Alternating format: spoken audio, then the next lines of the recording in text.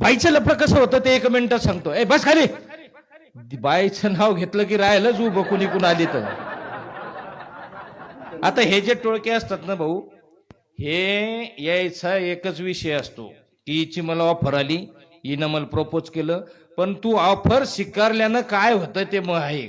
कारण भाऊ 4 शावरले 40 एकर ना पुन्हा झिरोडून अल्पभूधार कसे झाले ते 1 मिनिटात सांगतो. परस्त्रीच्या नादी लागल्यानं काय होतं. तोटा क्रमांक 1, आपण आपल्या धर्मपत्नी सोबत जे 7 फेरे घेतले आणि 7 जन्माची शपथ घेतली ती शपथ मोडल्या जाते. 2, तिला धोका दिला जातो. 3, धोका दिल्यामुळं आपण पाप केल्यामुळं आपलं आत्मबल कमी होतं. 4, आपला पैसा जातो. 5, आपला वेळ जातो. 6, आपल्या पृथ्वीच्या किमतीचं चरित्र जातं.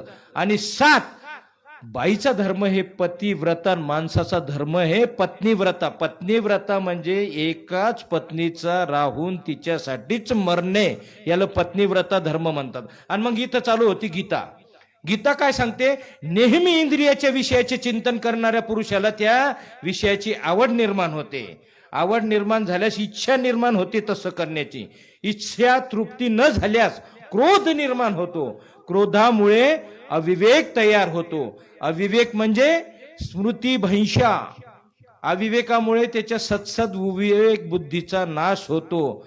मग जे काय स्मृतिभ्रंशा म्हणजे डिप्रेशन, आणि डिप्रेशन आल्यामुळे त्याच्या सत्सद विवेक बुद्धीचा नाश होतो आणि मग त्याच्या सर्वस्वाचा नाश होतो आणि मग माणूस पागल होतो. मग 400 वरली 40 कधी झाली आणि 40 वरला पुन्हा 0 कधी उलटा आणि 4 एकर कधी राहिली हे त्याला कळत नाही. आणि मग ज्या बाईच्या नादी लागला तिच्याच कामाला राहतो. आणि मग ती बाई सांगते याला अध्यात्म. आलिया भोगासी असावे सादर, तू पहिल्याने दिसत होता नादर. नादर म्हणजे चांगला.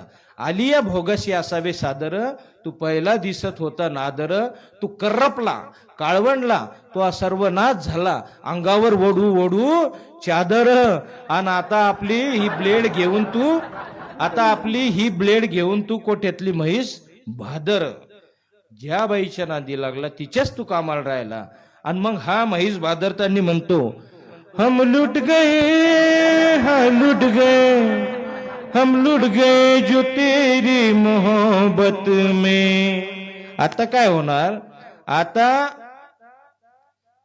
जर तुम्ही परस्त्रीच्या नादी लागले तर तुम्हाला गावात जे बिनलग्नाचे 100 नवरदेव आहे ना तेच ठोकून काढणार. कारण ते म्हणणार की पहिली वाढ शेल्यावर गेली नाही, तू डबल गिळायला बसला नालाय का. त्याच्यानं तुमची सोय आता बिनलग्नाचे पोरच राहणार.